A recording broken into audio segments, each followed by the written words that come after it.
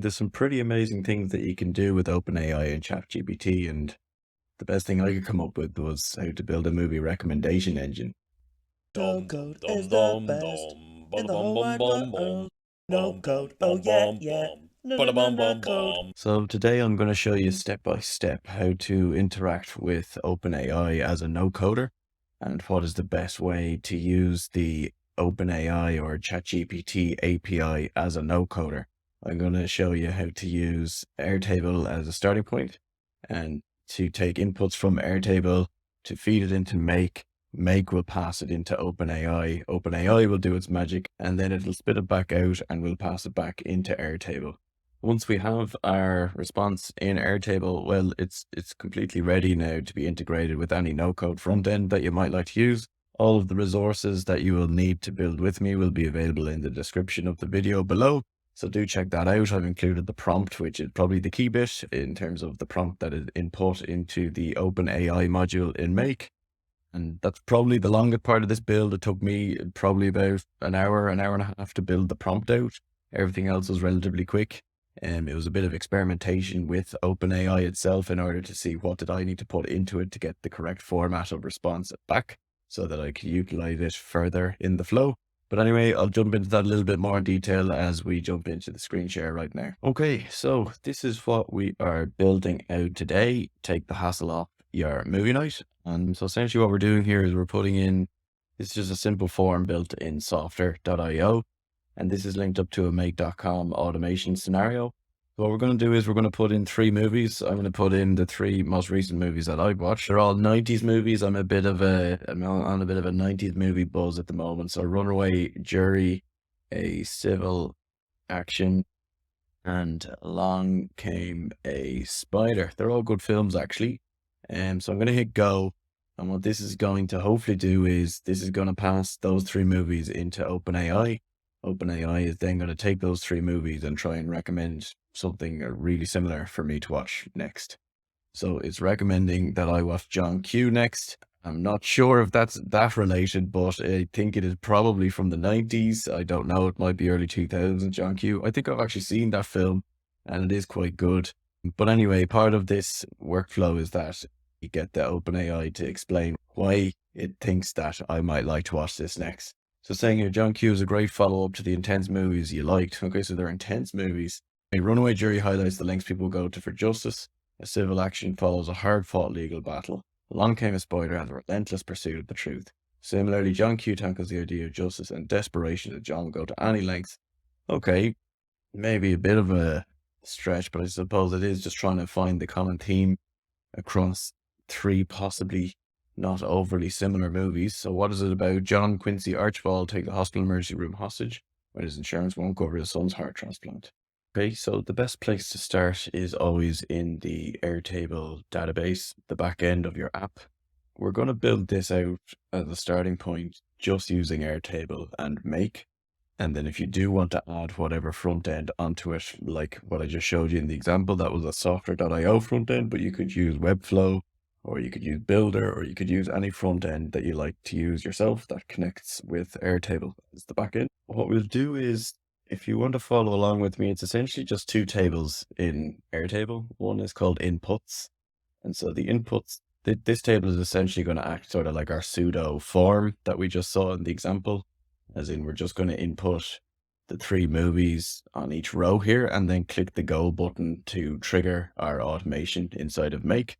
And the output then is where it's going to store all of the recommendations that are made based on anything that's input. So you see here, there's about 156 movies recommended already. So I must admit that I've actually been using this app a little bit myself because I found it to be kind of useful for when I find myself scrolling through Netflix or whatever else. I can just jump in here and it'll generally give me a pretty good recommendation.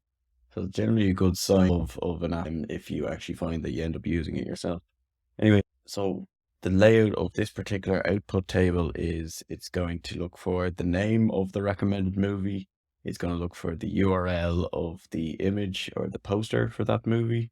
It's also going to look to get an actual attachment of the image. And Primary reason for that was so that it looks nice on your front end user interface when it's presenting, when it's showing you this screen here, essentially, when it's presenting it to the end user. So you don't need to have these bits if you're just building something like this, just purely to be inside of Airtable. But anyway, it's just part of the build that I've done.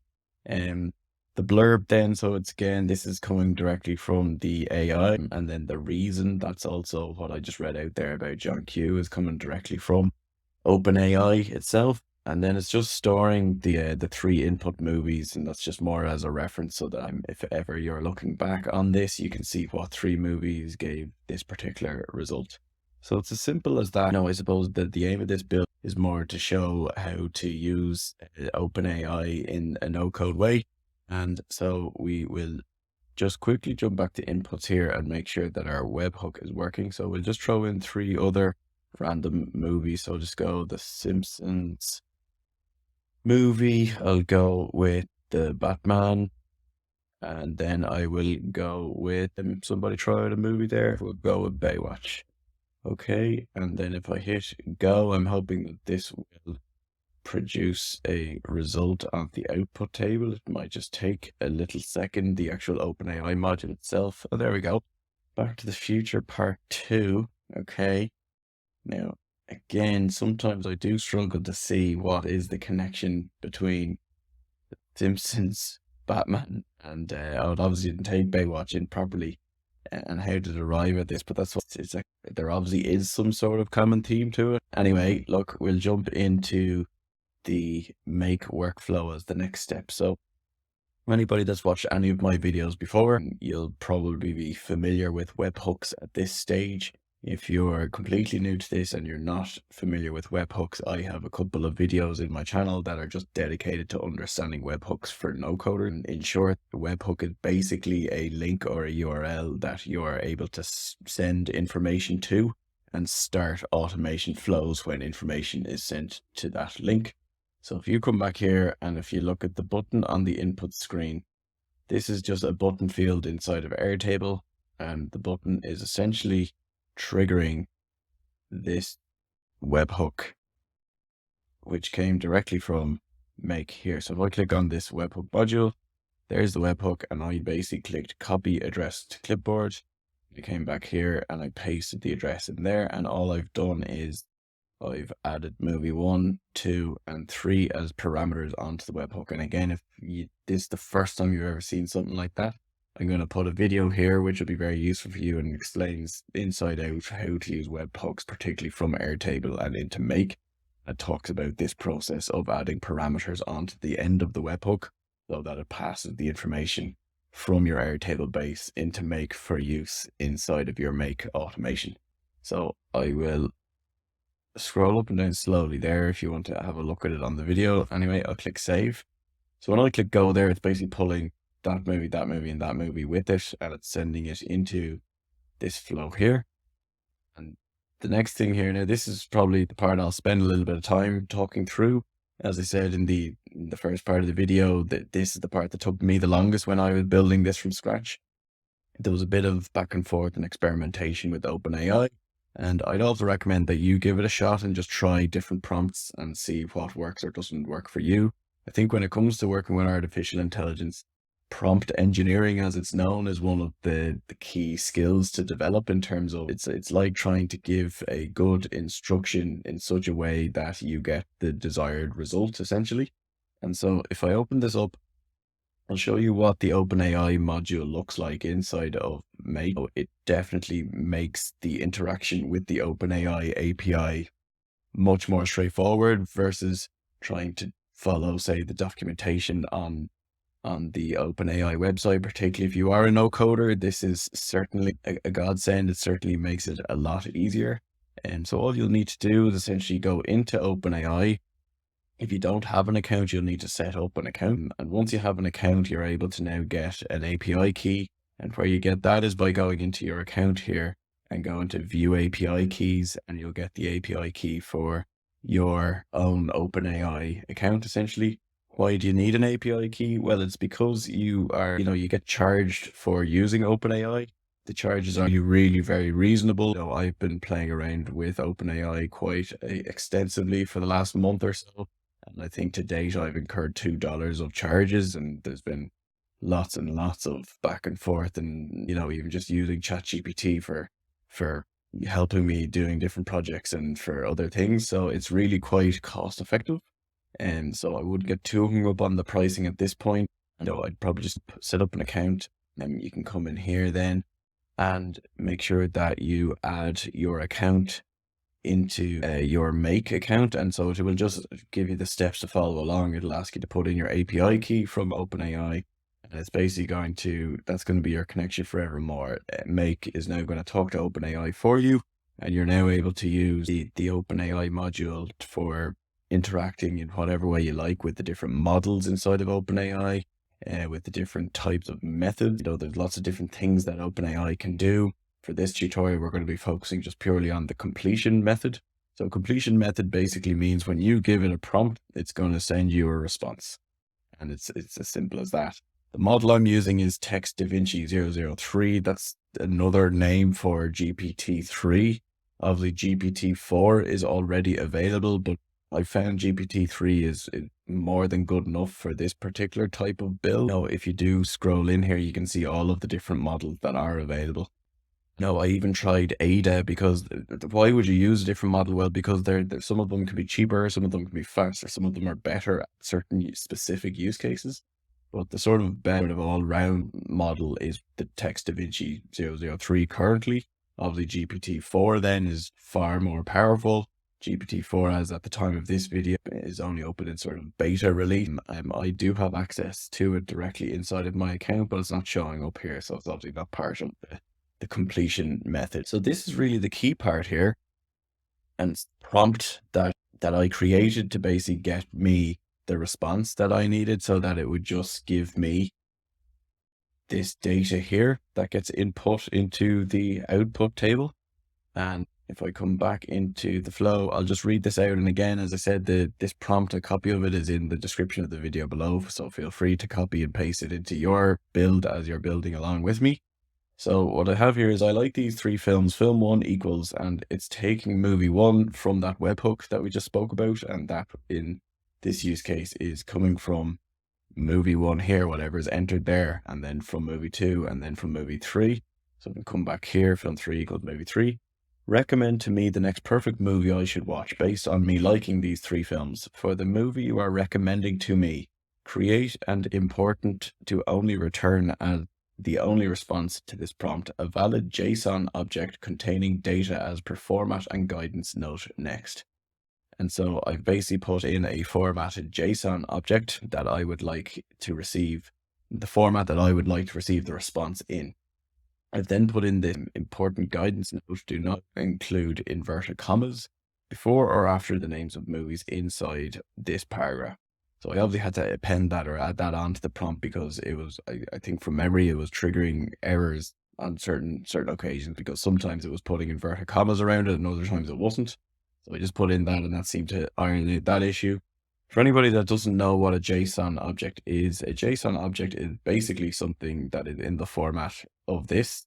And the reason I've asked it to give me a JSON object is because Make can receive a JSON object, and it can parse the data from the object.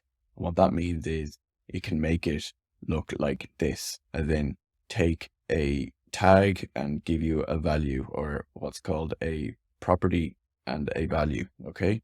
And so you see here in this, I've got title, and then I've got the title of the movie. That's my explanation of what needs to go there. So each of these have key value pairs inside of a JSON object. And the reason I've asked for that format is because Make understands that format really well. And it also gives tools such as this Parse JSON tool, which allows us to essentially receive the response in JSON format and parse it. So I'll show you exactly what I mean, actually. So I'll just run this flow once, and I come back into movie night, and I'm going to put in 3 more movies. So let's go with Independence Day, Jurassic Park, and Jaws. Okay. And now let's hit go. If we come back into Make, So the webhook is called it, is passed it into OpenAI. And so what you'll see is the output from the OpenAI module is a JSON object giving Tremors is the movie obviously that's being recommended. It's giving the overview of the movie, and then it's giving the reason for the movie here, okay? And that's obviously not that useful, because if you were to try and put that straight into Airtable, it would just look like that blob of text inside of a single field in Airtable.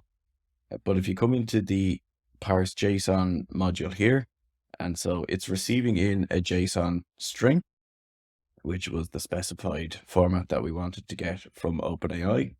And what it is doing is it's breaking the information down into, it's taking the key and it's identifying the key, and then it's got the value for that key.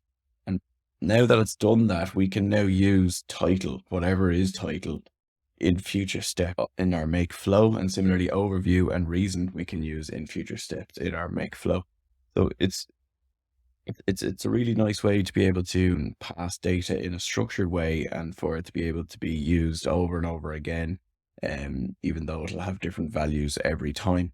So if we come into the next step, what we're doing is we might just skip that part for the time being, and I'll come back to it because it's maybe a little bit over confusing at this stage. But we're basically now trying to create a record in Airtable. We now have our output, which is the name of the movie, the overview, and the reason. So we're trying to feed that information back into our output table here, which will be name of the movie, blurb, and the reason. Okay, now this extra step that I just skipped by, that we'll go back to now in a second, this is the step that I added in. I had to add in an extra API call to an external database in order to get the actual image for the movie, because I found when I tried to do it with OpenAI, I was basically asking it to give me a web link to an image for that movie, and I found probably 80% of the time the link was defunct or didn't quite work. So I didn't want to include that in the flow, but I discovered another API out there called OMDB, which is the Open Movie Database, and this particular database allows you to retrieve huge amounts of data about virtually any movie out there. And so I built that into the flow, and for anybody that really wants to push their make abilities or look to actually completely build out this app, I'll jump into that step now in a second. But this Airtable step is just simply creating a record in the output table. So creating a record in this table here. And if we scroll down, you can see we're putting the title from the parsed data.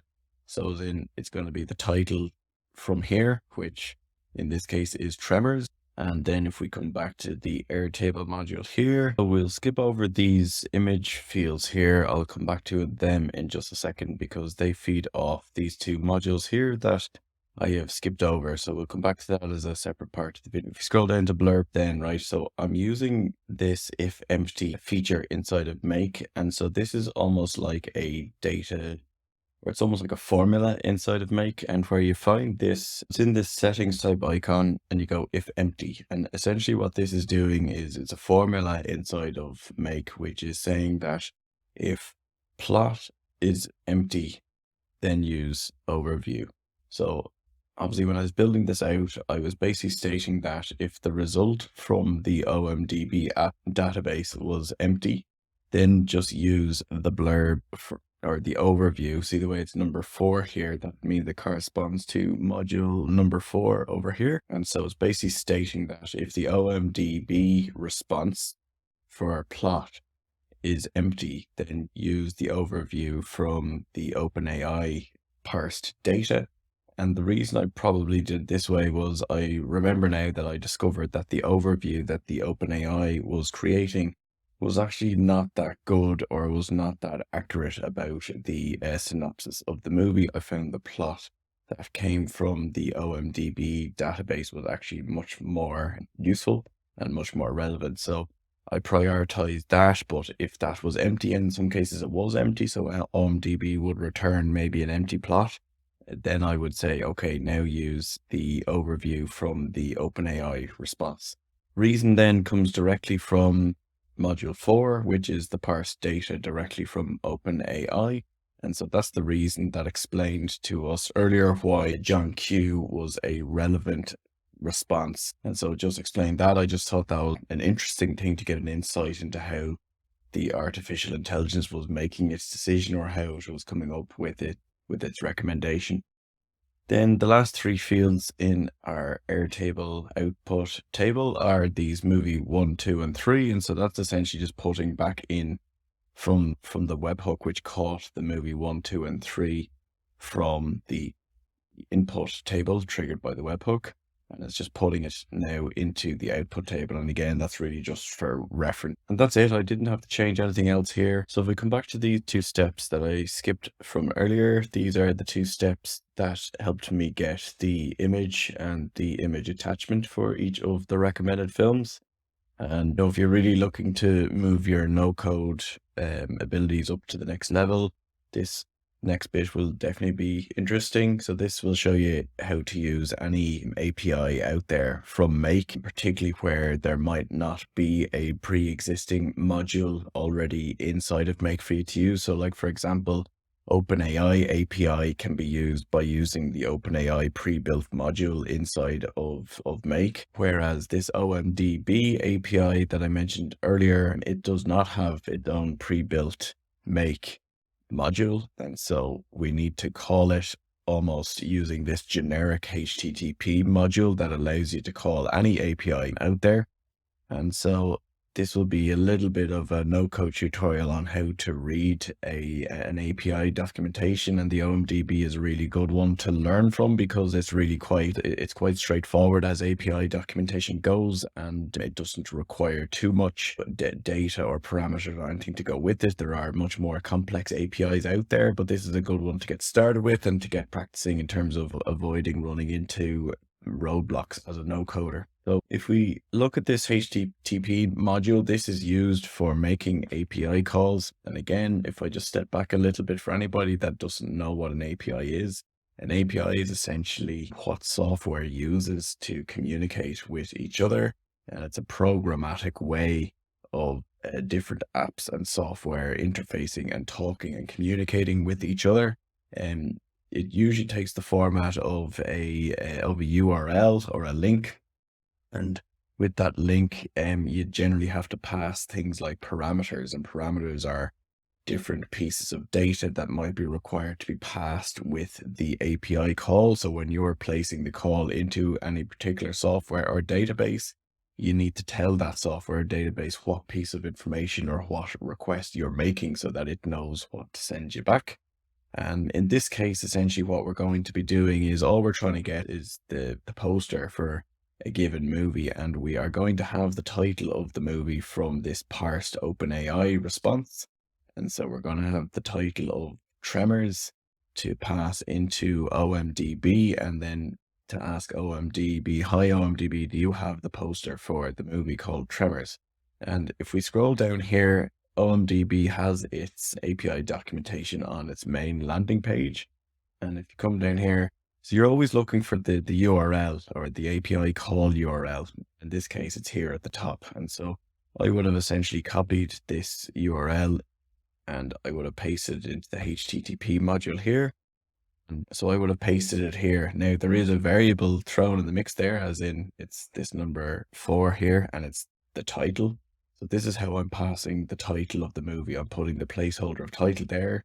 And so that means it will pass the value of whatever recommended film is being recommended by OpenAI, passing it into the URL of the API call. And how did I know to put it in this format and in this way? Well, if you come back here, so currently it's just showing that it requires an API key, and then it's also got an and at the end. And again, this kind of harks back to when I spoke about webhooks earlier.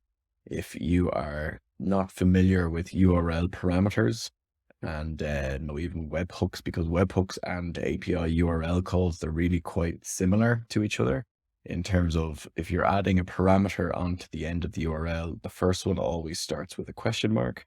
Then the name of the parameter equals, and then whatever the value of that parameter is.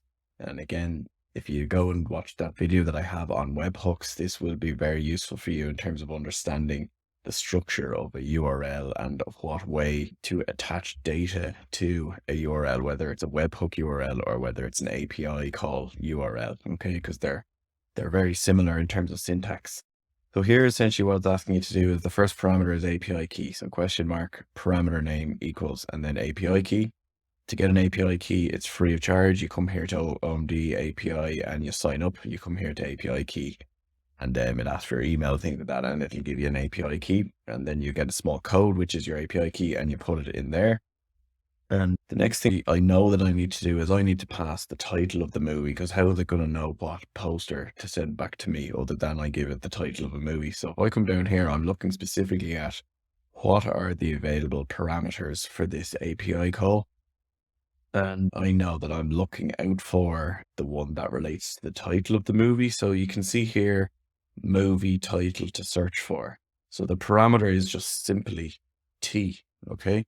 And if we come back to the HTTP module here, you'll see I've actually done this where I've put question mark T. So that's the parameter name that came from here, equal $. And then I'm taking that from the parsed recommended movie data that came from OpenAI.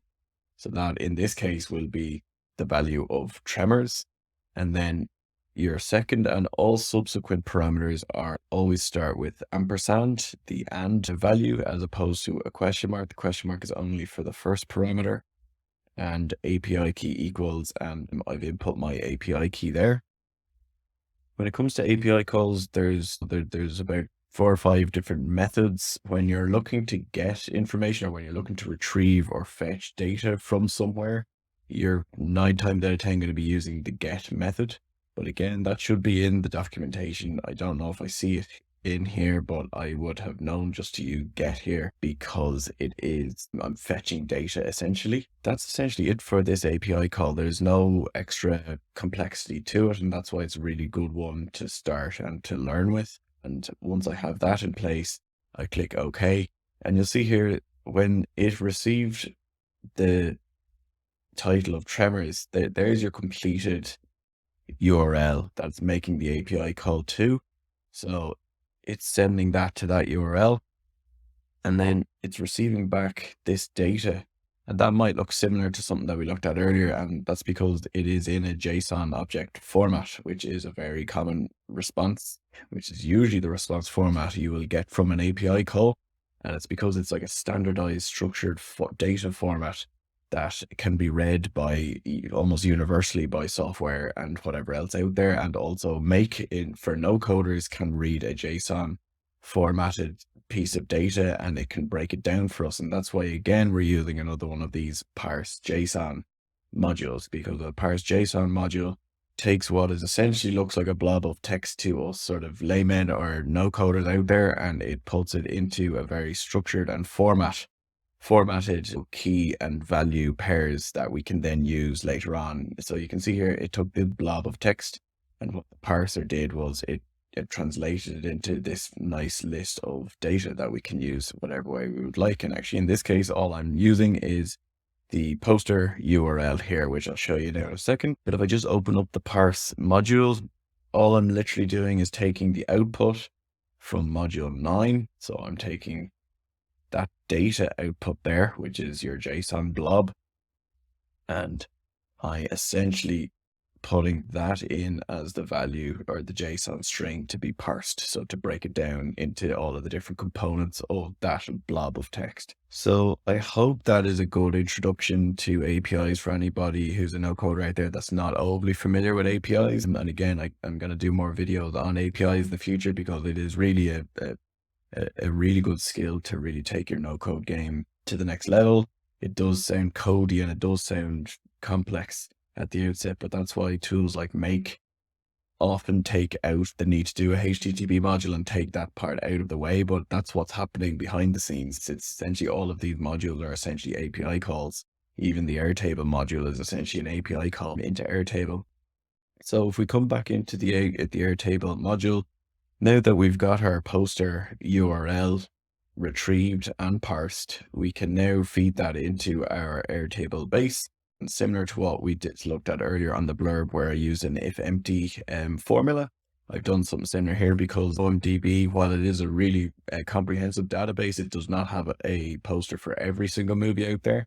So I've given a default poster, which is just in a case where a movie returns where it doesn't have the poster. At least there will be some image displayed on the front end in Softr where there is no image from OMDB. And that's what this Pexel manual link, I think I literally just Googled that up, and it's just a picture of somebody holding some popcorn, I think. But again, majority of the times the OMD database does have the poster. And so this is how I have filled in those fields. And again, for your attachment field, you're required to put in the URL and then also give it a file name. So that's going to be the name of the image. And I've just used the title from the parsed recommended movie data. And that brings us really up to this point. So if you just want to follow along and just purely build this out inside of Airtable and Make, that hopefully covers everything. If you do have any questions on anything that you've seen here, please leave them in the comment section below and I will do my best to respond to you in a timely manner. So now what we'll do is we'll just look at briefly, now that we have our app functioning and the logic and the backend database working, we'll just jump into the Softr Studio and I'll show you how you can add a front end to this already built backend piece of logic really very quickly. And let's look at that next. Okay, so I'm in the Softr Studio here, and this is going to be quite a basic Softr build. And for anybody that's brand new to Softr, I've loads of videos on my channel about Softr and you may be interested in checking those out. But anyway, so essentially what we have here is a form block. And what we've done is we have 3 inputs on the form block and they are mapped to movie 1, 2, and 3. And that's simply it. So it's basically like a form representation of what we had in our Airtable input space, except now we're going to be doing the input directly from a Softr form rather than in Airtable. So this allows us to open up this application or this logic that we built to as many external users as we would. And then what we're doing is, as part of our form block configuration, we're basically choosing the action of send to make. And when you choose send to make, it's basically looking for you to put in that webhook, which again comes from this starter webhook module. So you just copy that address to clipboard and you'll come back to the studio here and drop the address in there and it will automatically attach movie 1, 2, and 3 as parameters onto that webhook so that it can use movie 1, 2, and 3 as the inputs into the OpenAI module here and give you a relevant recommended film based on that. So that's part 1 of the Softr build. And then what we need next is we actually need a results page. So if we come in here and if we come down to movies results, so when the form is submitted, the the make flow is triggered and it completes. And it gets down to this last module, which we haven't looked at yet. And it's because this module is only really relevant for the Softr part of this build. And what this module is doing is where a webhook can trigger an automation, it can also send a webhook response back to the source. So wherever it'll send the response back to the point that the webhook had initially been triggered. So what that means is when somebody submits the form that we just created, that user who submitted the form will receive a webhook response because we have this module at the end of the flow here.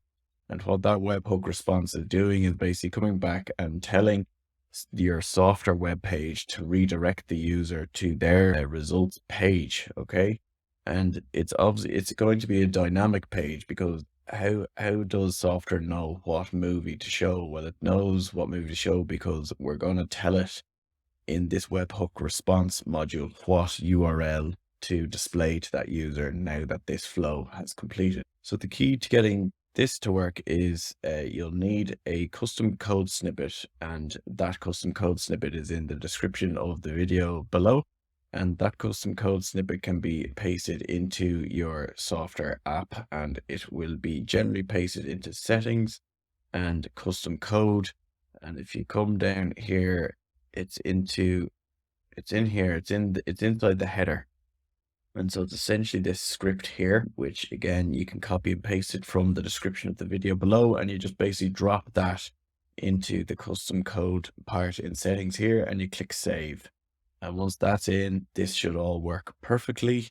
in terms of the redirect part, and I'll show you the module now briefly inside of Make to show you the setup of this actual page. We'll ignore this top button, it's not really necessary. This is the results block here, right? And essentially all this is a list details block.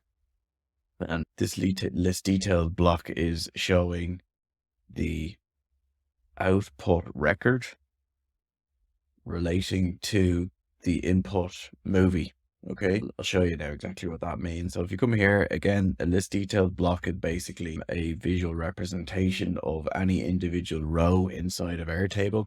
And all I've included here is, if I come into content, bear with me now, I've included the image, I've included the text, and let me just see what's done down here. Yeah, so I've included the image, I've included the name of the movie, and again, these are all just mapped back to your relevant Airtable fields on the output table. And you can pick and choose what you would like to present on your front end. And if we come back into here, so the key thing again here is after you've pasted that custom code snippet into the Softr Studio, into the settings part that I just showed you previously, what you need to do here is just configure your webhook response module. So you'll be just keying in 200 here as the status, and then you'll have this essentially JSON blob, and you'll be putting in these placeholders. And this is really the key part. It's getting the record ID. And the record ID is, for anybody that doesn't know, every single row inside of Airtable has what's called a record ID. So this row has a unique record ID, and Back to the Future 2 has a unique record ID. And that's how Softr knows which row to show on a list details page, is by looking at the record ID for the relevant row inside of Airtable. And if I come back here, when this record is created, the output from this module will always contain the ID, or the record ID for that row. And so that's what we are passing into this URL, and this URL has come directly from our Softr app. And so that's our front end web URL /movies result. And then here's our question mark, which indicates that we're putting our first parameter onto our URL, and that's the value. It's going to be the record ID, and that record ID is going to be the recommended movie for that submitted batch of 3 movies. And then this extra part is not really necessary, but I've added that in for the extra functionality of allowing users to basically click go again, where they don't have to re-input movies. If they just don't like the recommendation that they get, they can just click go again, and it will just trigger this flow again using the same input movies, and it'll give them a slightly different recommended movie. So that brings us to the end of building out, just for a little bit of fun, a movie recommendation app. But really, I suppose the purpose of this tutorial is to show you how to use OpenAI in a no-code way, and also it's been a good introduction, or possibly even intermediate course, in terms of understanding APIs for no-coders. So look, if you got any value out of today's tutorial, or if you enjoyed it, or if you built it with me and you got anything out of it, I'd really appreciate it if you subscribe to the channel, hit that like button, and you might let me know what you think of OpenAI and how you're using it in your no-code builds. I'd love to hear about it. And if you'd like to see anything in an upcoming video, please just let me know below, and I will do my best to schedule it. Okay, thanks guys, talk to you soon.